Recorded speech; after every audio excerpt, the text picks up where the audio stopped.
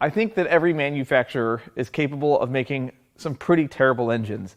It doesn't matter how much you believe in your brand, they have made a bad engine. However, I also think that every manufacturer has made some pretty good engines. There's not a single one that hasn't made a good engine. You may have to go back pretty far, but they've all made good stuff. And today, I think we're going to tear down one of those pretty good engines that I don't really see anyone ask for, except for in the comments. And when I see comments asking for engines that are really reliable, I kind of wince at the idea of trying to find one, because it usually means that there's no core value since no one is rebuilding them, and there's not a lot of part value, so they don't save them for any reason, or the places don't even buy the cars that they come in, so I just don't see them.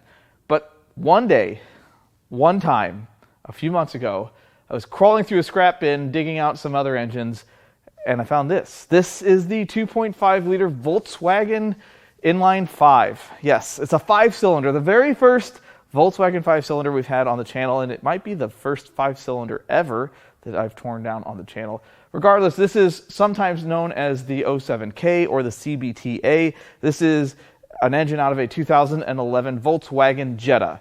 This engine was also found in the Beetle and the Golf and lots of other Volkswagens that you see 2.5 on the back of.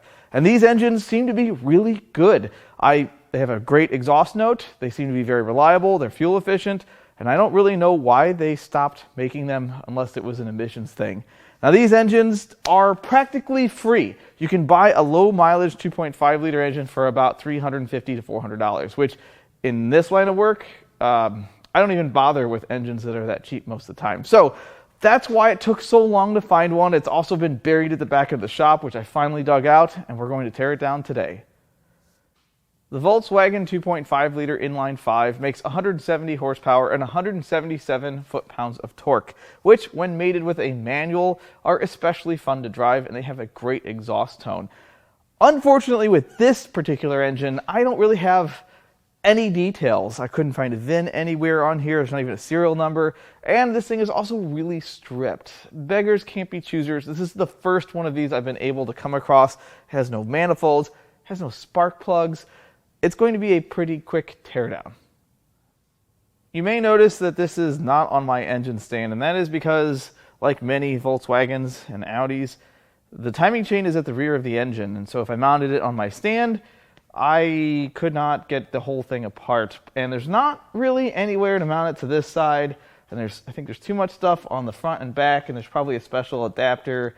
I just felt like this was just easier to do it this way. So now, since there is no intake, we're going to take a look down the intake ports and rust. Rust. Not rust. I wonder why. I don't see any bits of meh. There's something in there. I don't know if we're going to find any carnage with this thing today or not. Rust. It's hard to say. You know, this thing being in the bottom of the scrap bin, it could have had some stuff drop in the valves. And at the exhaust ports, there's really nothing notable. I don't see anything too terrible here. Unfortunately, there's not really a crank bolt on this engine, so I can't turn it over. Plus, I think it's probably full of rust. Maybe, maybe not. So the next thing I'm going to do is pull the valve cover. Wait, am I going back to front? Hold on a second. Can't be doing that. It's a wobble bolt.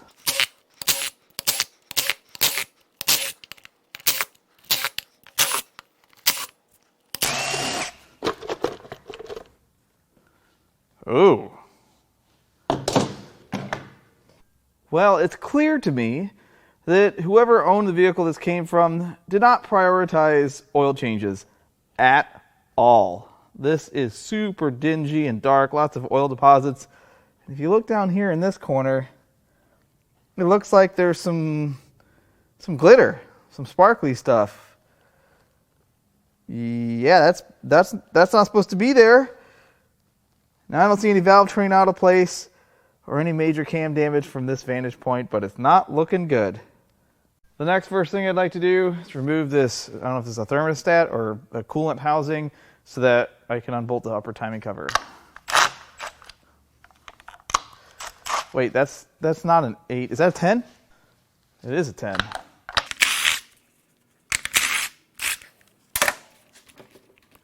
Well, you blew.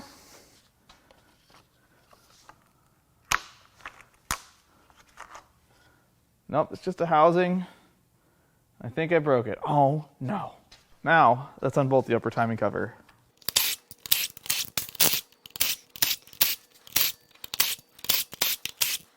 Let's just, I think, a couple taps here.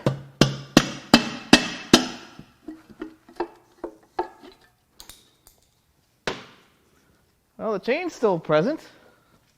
So, there's some silvery specks in here. You can see there's the where the primary and secondary chain meet. It's not just an idler, it actually changes the ratio. But all the guides appear pretty decent. Nothing's missing or broken. The next thing I'm going to do is remove the flex plate. It looked like it was moving the crank a little bit. Can I have this, please? Thank you. And now the vacuum pump.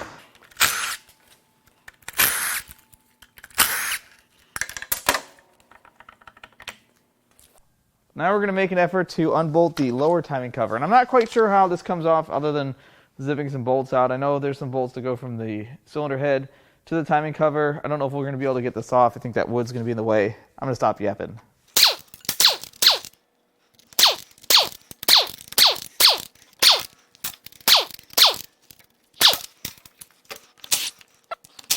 Okay, I've precariously placed a piece of wood here.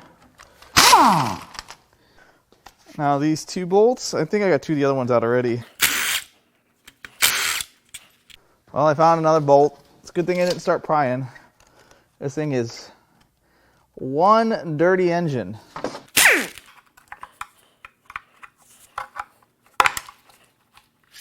Oh, we're leaking some stuff. Sure seems like there's another bolt like right here. Yeah, there's a bolt there. Let's hammer that thing in there.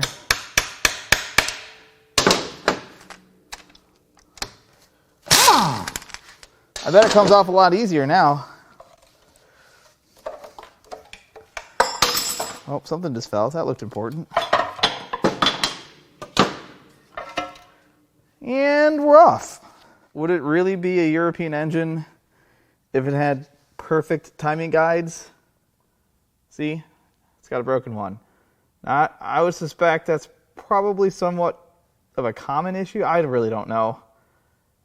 But part of the timing guide hanging in the bottom, it looks like it's just 2 pieces. It doesn't look like it just totally came apart.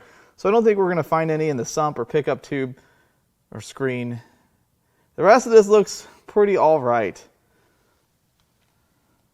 Time to blast this apart. Now we're going to tap the socket into these because it seems to fit pretty tight. We're going to zip these off.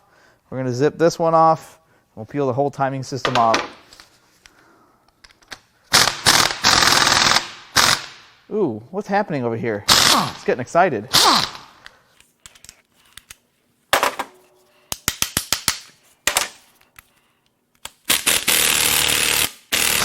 That's tight.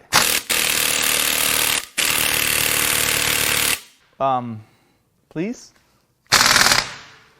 You know what? Let's go to this one here. Oh, see, that one cooperated. The problem is if I put a breaker bar on this, I think it's just going to spin that over. So we're going to use the bigger impact, and we're just going to hope. This is just going to be hopes and prayers here. Oh, stuff's happening. I don't know what's going on here, but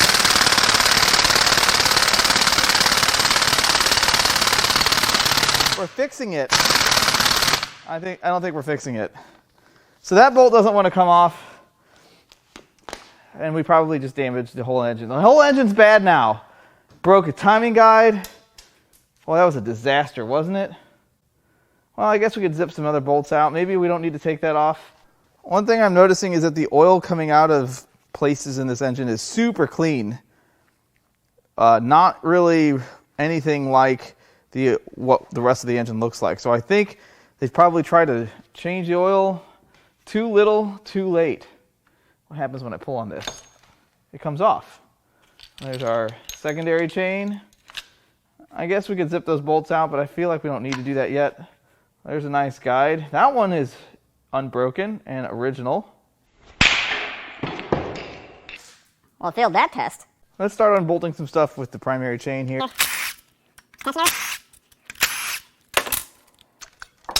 Oh no.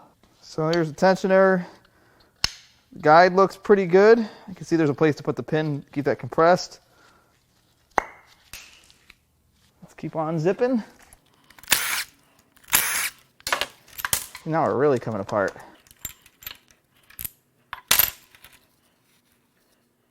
That is broken. Probably from me. I would bet that that broke from trying to use the impact on that and not as a result of whatever happened to this engine. This guide looks like it's in pretty good shape, and it looks like it's aluminum. Ka-ching. Let's pull the broken one off here. And this poor guide. At this point, I should be able to get the chains. Well, this one's already off. Ooh, that's a nice one. That's a real nice one. Do we get two nice ones? Or two different chain styles. This is...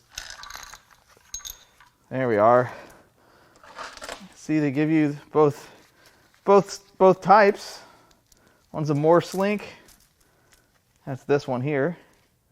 This is a traditional chain here. Very nice. Now we need to remove the camshafts. We got to crack these loose. These are not cam craps. This is like a cam housing. It's like a top plate, and then you have the cylinder head. So we're going to crack these loose.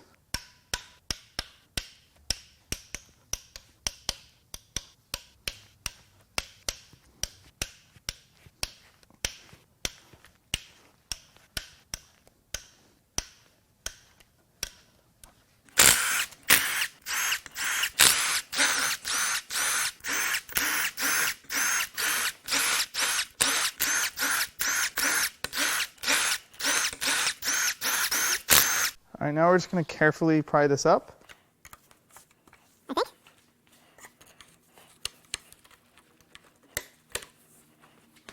Oh, you know what? There's a bolt right here.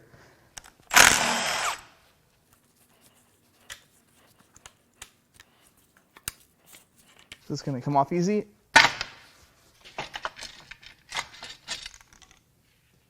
Something just fell. Seemed important. Now we can pull the cams. Let's take a look at the journals and the head. And they actually look pretty good. A couple of the rollers look like they have a little bit of damage. Nothing too bad. And this is probably the worst one here. And it's really not bad. This is a lot better than I expected, judging by the rest of the engine. Nothing terrible.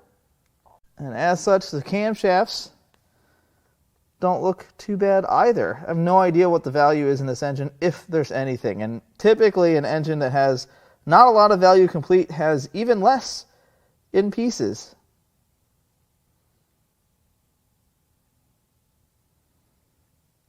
On the top plate, this shows more wear because it's got the pressure of the valve springs on it. It's still not too bad. We've seen much worse.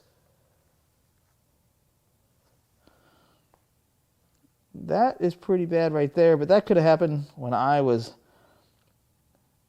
doing the bad with the impact. So at this point, I think I am going to try to mount this to my stand. I think I can get enough bolts in this side of it. All I need is really three. If I can get three, we'll be in pretty good shape. Well, I've got it mounted to the stand. It was not fun. It turns out this engine still has some oil in it. But before we go cracking the head bolts loose, I need to remove this. And then I have a few T30s that hold the cylinder head to the block that aren't the regular head bolts.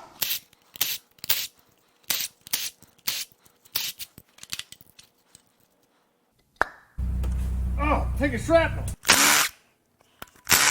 Now it's time to crack the head bolts loose. Wonder how tight these are.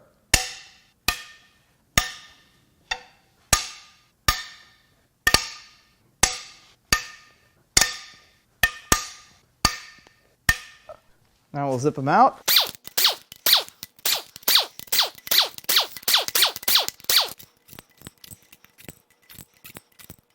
Before we yank the head off, I think we need to take this off. That's a decent looking, oh, it's broken. Okay, what happens when I pull this? What do I grab it by? Well, a couple shards of metal in there. Head gasket, quite gaskety. And there's some rust in here. Oh, I think I see some problems. So it does look like there is a potential that this piston kissed the cylinder head. Same with that one. And obviously it sat with some moisture in here, a little bit of rust. It's going to be a little challenging to get that piston out of the bore. The bores don't look, well, okay. They look pretty bad. That's pretty ugly. Some water in there. At least all the pistons are here. Now it's time for just a little bit of science. Uh-oh. These two seem unhappy. Ooh. That could just be, wow, look how much that rocks in the bore. That can't be normal, can it? Can that be normal? There's no way. I mean, there is a way. I've never seen one rock that much at the top of the bore. Usually at the bottom of the bore, they're not perfectly, sometimes they're out around, or they taper towards the top sometimes, but this is excessive. The other ones, this doesn't do it. Here's a better look. That is a lot. Now, it doesn't rotate, so it's not, you can't dial anybody on it. I wonder why that moves so much. And the cylinder head, well, this one's pretty cruddy looking, so is this, from water and moisture. The valves must have been open and it got rained in. But it looks like this one, there's nothing cleaned off on, but this one, this one, this one, and this one, potentially, this one is the most indicative of a piston strike. And that is the one that rocks the most. So that'll be interesting to see what that looks like. I'm really curious now. Now, I don't see anything that would make this head unusable. I have no idea what these heads are worth. I'll look it up before I decide to throw it in the scrap bin or run it through the cleaner to resell. Listen to this thing.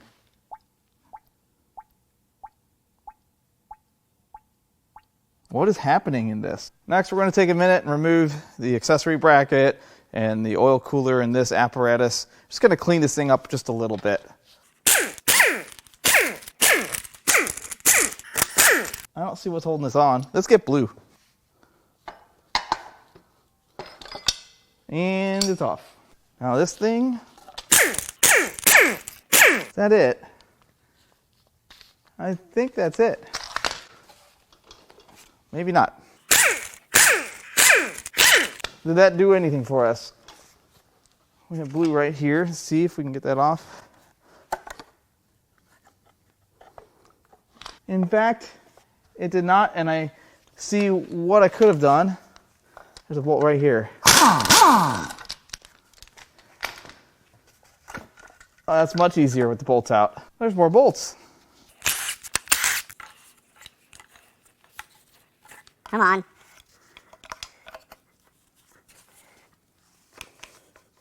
What if? You know what, this dipstick tube, I think it's time for the dipstick tube.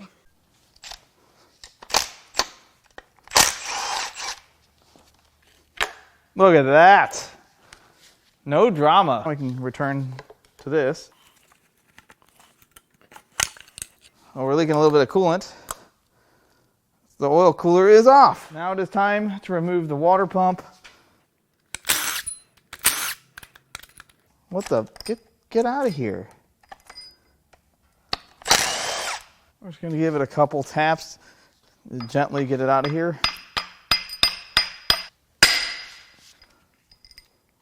Oh, I can't believe that broke it. I'm so sad. It was good. It was good. Now it's broken. Now we're gonna rotate this thing over. I'm sure there's gonna be a bunch of stuff that comes out of it. I could hear it. Hopefully it all goes in the bin. I have my doubts. Some fresh oil, coolant. Look at all that oil. Boy, we're making a mess. Good thing I got a bunch of pig mat here. Ooh, the oil is silver. Metal infused. Now we're going to unbolt the lower oil pan. It's 10 millimeters? This is weird.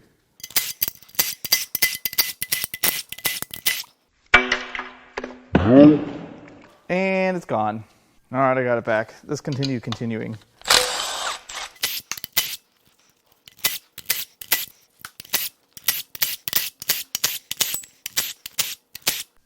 See what it takes to get this off. You know what? I think I have a tool for this. It's not the loader.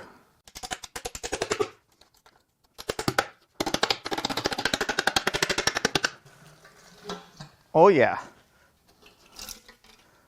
Oh, it's gray in here. Wow. There's still a lot of... Wow. So I don't know if you can tell how gray the oil looks in here, but now you probably can. That is the sparkliest oil I think we've seen in a... I mean, we've seen a lot of sparkly oil, but this is incredible. Pickup nice and clean. Wow. Let's go look at the oil pan. Here's the oil pan. There's how metallic it is. Wow. There's some chunky stuff in there.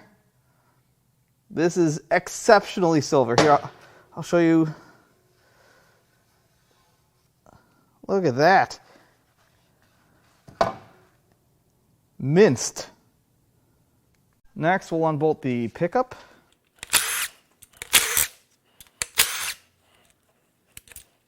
And then we'll remove this steel plate. Once we get the right size socket, why would that be anything other than... It's a triple square? Why? Oh, okay.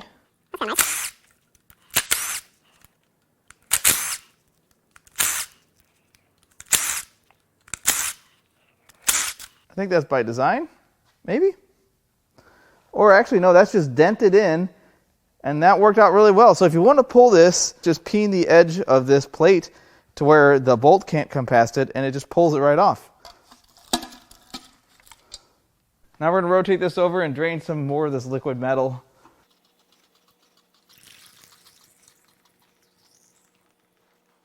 Next, we will unbolt the upper oil pan.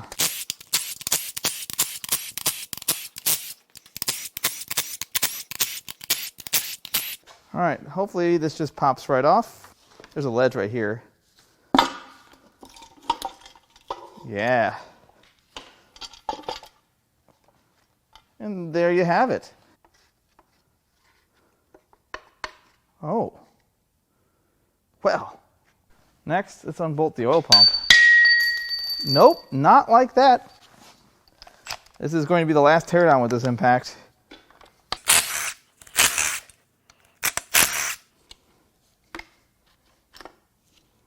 Let's look at this oil pump.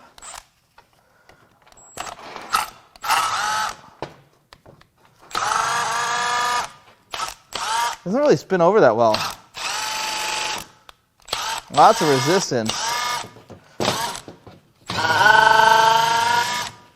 All right, let's take it apart.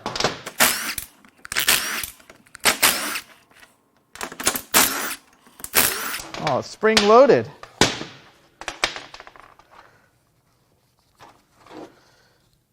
How does this come apart?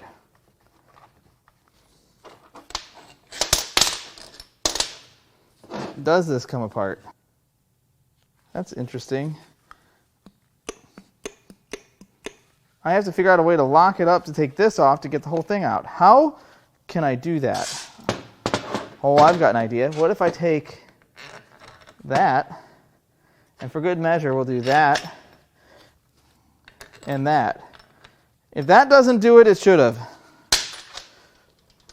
And that'll keep it from turning, and I can just hit it with the old... Nope, apparently not. Well, there we are. That worked. Sure, that didn't do any damage. Now we can remove the guts. Oh, neat. That's kind of cool. Let's get this cleaned up so we can show you everything. Look at that spring. God, I can't wait for spring. Well, these don't look too bad. I don't really see a ton of wear or damage. There's a little bit. Definitely not what I expected with the amount of silvery glitter suspended in the oil. The housing looks nice. Really nice machine work on this. I have to say, I'm pretty impressed with the oil pump design. Looks very robust. Like, I don't know if it would even care if something went through it. And here's a look at the bottom end.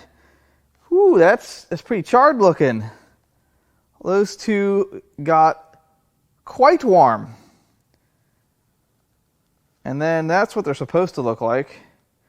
These three look okay, but this is the cylinder here that rocks back and forth. So I'm not really quite sure what to make of that, if we're going to see anything wrong with that, or if that's just the way they are.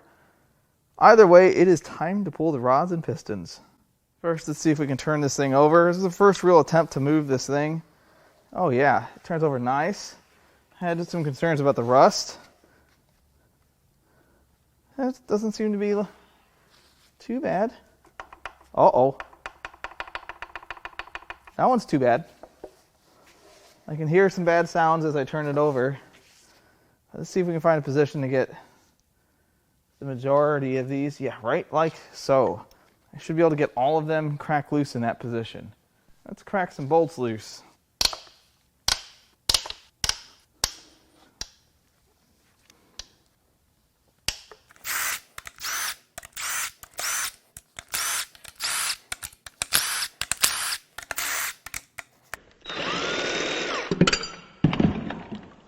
And that one just fell right out. That was the one that rocked back and forth, so that's cool.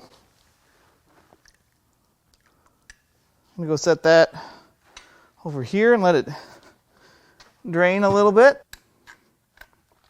Can I have the cap, please?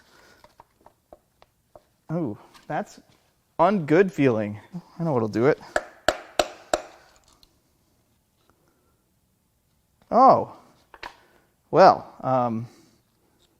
yeah, that'll do it.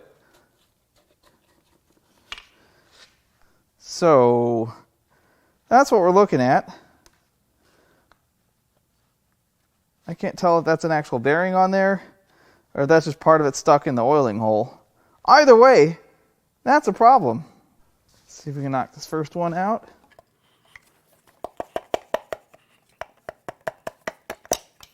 Can I have this cap? Oh, that one came right off. Oh, that one's bad too.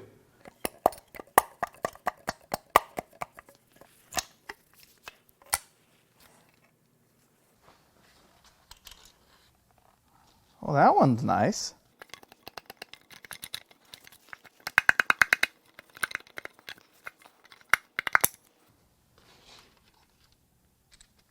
Might as well grab this one.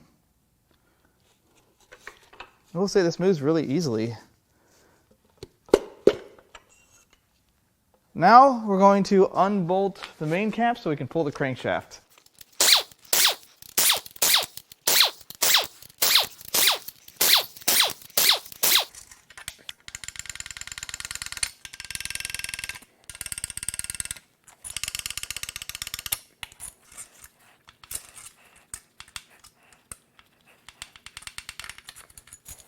Now, see if we can get this crankshaft out.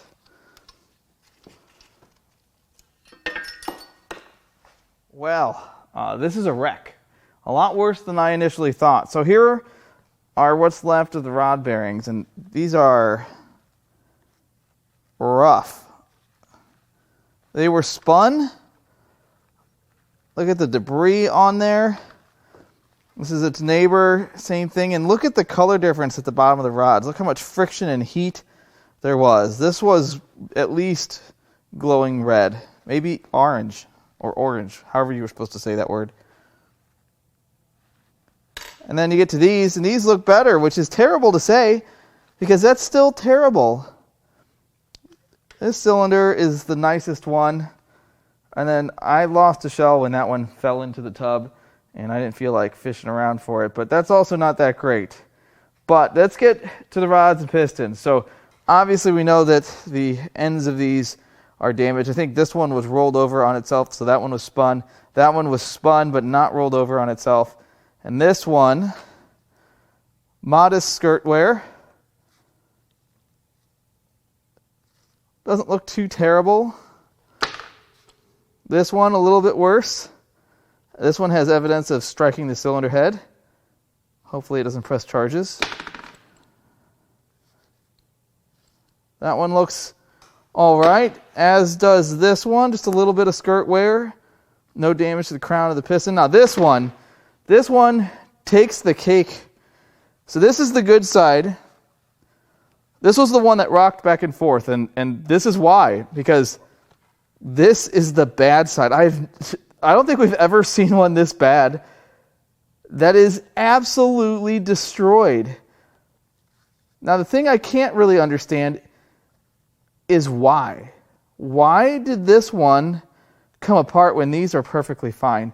Was it some debris? Did some debris get in there? Usually when you see this kind of damage, it's an overheat. But then if you look at this area, the top of the rod, see how dark that is?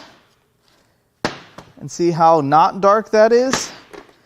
I think that maybe some debris got in here and momentarily or tried to seize that wrist pin. Now it moves freely now, but it's actually kind of loose. This is way too loose. So what could have happened, and I'm not sure, is that debris got in here and kind of froze this up and created all this friction, which never let the piston center itself, which excessively wore the piston. It's just a guess, I suppose, at this point. I've just never seen one do that.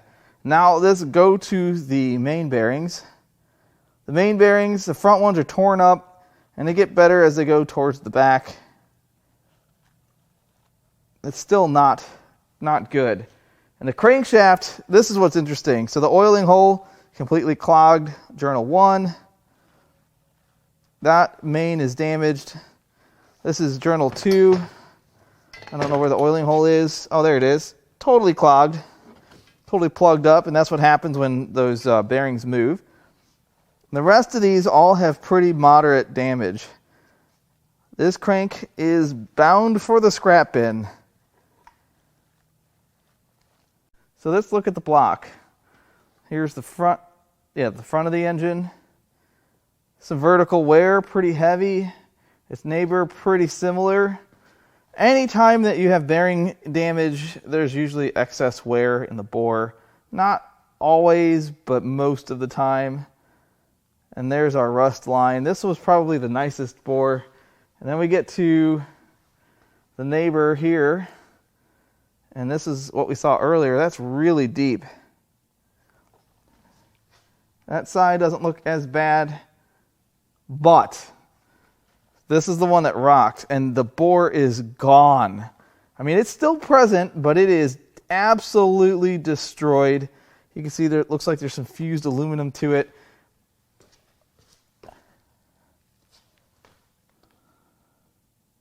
Look at that damage. Would you look at it? It's incredible.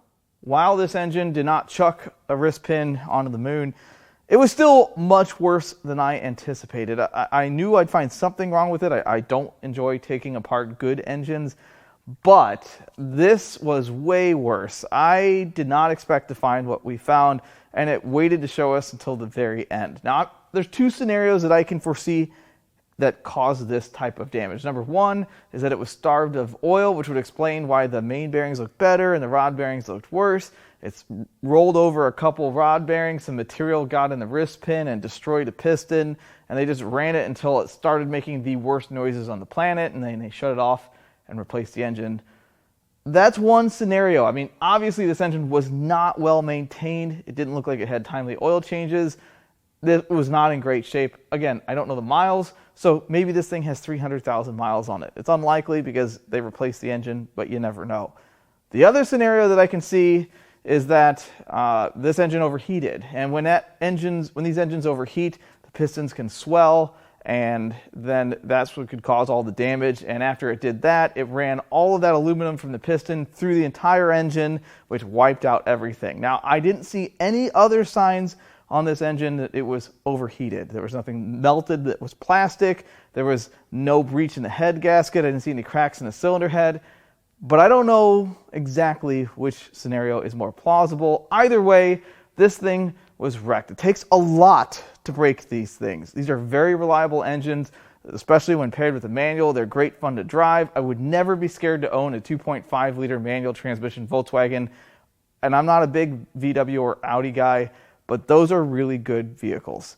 So this was just kind of clearing some engines out of the shop, and again, I get a lot of requests for these things. So if you'd like to buy any parts out of this engine, there's not really a whole lot that's good, but some of them might make good desk ornaments or, I don't know, weird Christmas presents if you're one of us oddballs. So I'm going to leave our email in the video description. Also, if you'd like to buy any parts off of this 300ZX NA 5-speed manual, you can go to Importapart.com and peruse our inventory. I've been uploading our parts cards every single week, sometimes multiple times a week. I really hope you enjoyed this video. As always, I love all the comments, all the feedback, and even the criticism. I love it all, and I'll catch you on the next one.